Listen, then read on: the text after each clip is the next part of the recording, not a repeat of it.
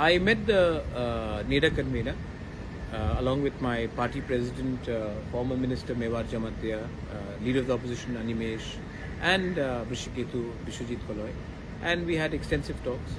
And the Home Minister had spoken to the NEDA convener. He also called me up, and they have assured that there are certain technical processes which have to be put in process, and they have assured us that the process of appointing an interlocutor will be done very soon.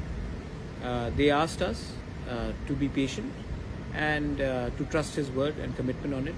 And today the NEDA convener will also be issuing a statement regarding the same. So therefore we will wait and see what the statement is, and then we will obviously wait for the appointment of the interlocutor. Having said that, many questions have come up also whether we will be in the government along with them or we will be in the opposition.